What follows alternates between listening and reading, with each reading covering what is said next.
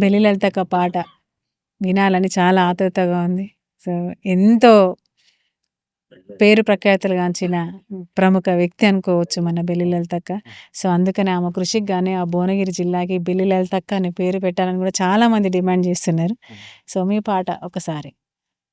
ఉద్యమాల తొలి పొద్దువని ఎగిరే ఎర్రని జెండవని ఉద్యమాల తొలి పొద్దువని ఎగిరే ఎర్రని జెండవని భువనగిరి సింధూరమని చెదిరిపోయిన మా చెల్లెవని భువనగిరి సింధూరమని చెదిరిపోయిన మా చెల్లెవని అలు పెరగని పాటవే బెల్లి లలితక్క నీ పాటకు ప్రణమిల్లనే నింగిల ప్రతి చుక్క అలు పెరుగని పాటవే బెల్లి లలితక్క నీ పాటకు పనవిల్లనే నింగిల ప్రతి చుక్క ఉద్యమాల తొలి పొద్దువని ఎగిరే ఎర్రని జెండవని భువనగిరి సింధూరమని చెదిరిపోయిన మా చెల్లెవని అలు పెరగని పాటవే బెల్లి లలితక్క నీ పాటకు ప్రణమిల్లనే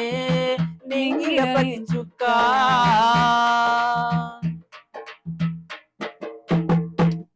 ఇంతేనా? ఇంకా వాడొచ్చు కదా. అబ్బా, ఇంత మంచి పాట అసలు నేర్చుకొని మళ్ళా వస్తాను చూడండి. త్వరలో నేర్చుకొని మళ్ళా వస్తారు. మళ్ళీ వస్తా. పాట ఇంకోటి రాసుకొని కూడా రా. రాసుకొని వస్తాను. కొత్త పాట రాసుకొని మళ్ళా అసలు వస్తాను చూడకు. సో, నిజంగా శంకరన్న ఏ సందర్భంలో అన్నాడో నాకు తెలియదు కానీ, నేను చూడలేదు కానీ, నిజంగా ఇప్పుడు మీ పాట విన్నాక నిజంగా ఆ గొంతులో ఆ పాట మీ గొంతు కోసమే, ఆ పాట కోసమే మీకు గొంతున్నట్టుగా అనిపించింది నాకైతే. సో, చాలా బాగా పాడారు. సో, ఫోక్ సాంగ్స్ ఏమన్నా పాడిరా మీరు? అంటే ఓన్ గా మేమేం బాగాలేదు మేడం. అంటే ఎవరైనా రెంట్కి తీసుకొని పాడిరా? అట్లా ఏం లేదు మేడం. ఆ, అది చూస్తుంటే ఇప్పుడు క్యాసెట్ లో అప్పట్లో ఉన్న మన గర్జన గానీ ఆ, పిల్లో మంది పొద్దు తిరుగుడు పాట ఆ పాట అప్పుడు నేను చిన్నప్పుడు వచ్చినప్పుడు చండూరు పోయి మా మండలం చండూరు పోయి 25 రూపాయలు క్యాసెట్ పెట్టుకోవచ్చు మా తాత దుబాయ్ నుంచి అమ్మా, టేప్ రికార్డ్ పంపిస్తే వావ్. రోజు 100 సార్లు నేర్పాను ఆ పాట. అంత బాగా నచ్చేదా పొద్దు చాలా తిరుగుడు? పాట మంచి మంచి పాట అప్పట్లో గర్జన అన్నా గానీ ఆకునూరు దేవన్న గానీ చాలా మంచి నాకు ఇష్టమైన సింగర్స్ సాయి చంద్ అన్న గానీ ఉమ్, చాలా మంచి సింగర్స్ రామాదేవక్క గానీ అంత నాలుగు అప్పట్లో నాకు ఈ పాట చూసి అరే మేము కూడా ఇట్లా బాగుంటది పోతే బాగుంటది అనుకుంటే ఊళ్ళో ఉన్న జీప్ ఇట్లా మామూలు కళాకారులు వచ్చినా కానీ ఊరు దాటినాక ఇంకా పోయేది బోర్ని ఆయన మేము ఇట్లా తిరుగుతాం ఇట్లా ఎప్పుడు పోతాం అట్లా అని కానీ తిరుగుతున్నావుగా అలా ఇప్పుడు. అంటే కలిగించిన అంటే మా దేవుడు అంటే మా దేవుళ్ళకి సమానం మా గురువు గారు తత్వ శంకర్ గారు కానీ ఓకే. ఫస్ట్ డబ్బు నేర్పింది కూడా ఆయన నాకు మా గురువు గారు తత్వ శంకర్ గారు ఆ ఉమ్. పాట చాలా బాగుంటుంది మేము మీకోసం ఒకసారి పాడతాం పొద్దు తిరుగుడు పువ్వులే ముద్దు ఉన్నావే పిల్లో మంజులా ముద్దు ముద్దు ఉన్నావే నిండు పున్నమి చంద్రునోలే సక్కంగున్నావే పిల్లో మంజులా చూడ సక్కంగున్నావే పొద్దు తిరుగుడు పోలే ముద్దుగున్నావే పిల్లో మంజులా సుడుగున్నావే ఆ నిండు పున్నమి చంద్రునోలే సక్కంగున్నావే పిల్లో మంజులా సుడ సక్కంగున్నావే. సన్న సన్నని నడుమును చూసి సరే, దాని అట్లా పాట ఇష్టం సన్న సన్నని నడుమును చూసి. సార్లు క్యాసెట్ రీల్ కోరుతా ఉంటే కొత్త తెచ్చుకొని 25 రూపాయలు మేడం క్యాసెట్ అంటే అబ్బా, ఆ.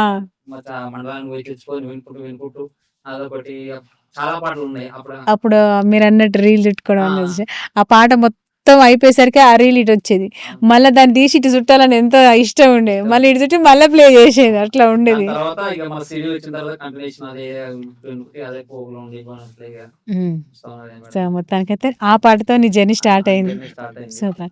మంజుల పాటతోనే స్టార్ట్ అయింది. ఇప్పుడు మంజులతోనే ఇంటర్వ్యూ స్టార్ట్ చేసినారా? ఇంత ముందుకు ఇచ్చిన ఇంటర్వ్యూ ఎక్కడైనా? ఫస్ట్ ఇదే ఫస్ట్ మొదటి ఇంటర్వ్యూ కూడా ఇదే. ఒకసారి మీ పాట మంజుల పాటతోనే స్టార్ట్, మీ ఇంటర్వ్యూ కూడా మంజులతోనే స్టార్ట్. చూడండి ఎంత గ్రేట్. మీకు కల్పించిన అవకాశానికి అయ్యో మీ గొంతు. ఓకే. సో కార్తిక్, మరి పల్లె పాటలు ఏమన్నా ఇష్టం ఉంటుందా పాడాలని? పాడతావా ఒకటి? ఒకటి రాస్తావా? ఓహో, ఓకే. సో ఫస్ట్ నువ్వు రాసి పాడిన పాట ఒకటి పాడు. 2007లో వామ్మో, 20 సంవత్సరాల కింద. నేను 7th క్లాస్ చదువుతున్నాను మేడం. ఓకే. మాకు తెలుగు సబ్జెక్టు చెప్పే సారు దొడ్డి రామ్మూర్తి అని మ్మ్హ్మ్. ఆయన గొప్ప రైటరు. సో ఆయన ప్రతి సంవత్సరము 6th నుంచి 10th క్లాస్ వరకు ఎవరైతే ఈ రచయిత ఉన్నారో, పాటలు ఎవరైతే అప్పుడప్పుడు కవిత్వాలు ఎవరైతే రాస్తున్నారో హ్మ్. వాళ్ళతో నల్గొండలో ఉగాది పురస్కారం అని ఒక ప్రోగ్రామ్ పెట్టేది. ఓహో! ఓకే. ఆ! సో అట్లా మా స్కూల్లో చాలా మంది మా క్లాస్మేట్స్ తో కూడా పాటలు రాయిస్తుంటే ఆ సందర్భంలో నేను లేను. తర్వాత వెళ్ళిన తర్వాత నా పక్కన ఉన్న మిత్రులను అడిగితే దొడ్డి రామూర్తి సార్ ఇట్లా రాయమని చెప్పారు, మేము రాస్తున్నాం అని చెప్పారు. ఓకే. సో నేను కూడా రాయొచ్చా అని సార్ని అడిగితే తప్పకుండా బిడ్డ రాయి అని చెప్పాడు. సో నేను అప్పుడు నా జీవితంలో నాకు పాటనే పరిచయం లేనప్పుడు నేను అనుభవించిన బాధలు, స్వయంగా నా ఫ్యామిలీ అనుభవిస్తున్న బాధలు, మేము పడుతున్న కష్టాలని ఒక పాట రూపంలో రాసినాను. ఓకే. ఒకసారి ఆ పాట నిజంగా అంటే అంత చిన్న వయసులోనే 7th క్లాస్‌లోనే పాట రాయాలనే ఆలోచన, రాయడం, మళ్ళీ అది అనుభవాలు. ఎక్సలెంట్. మేము వినాలని చాలా ఆతృతగా ఉన్నాం.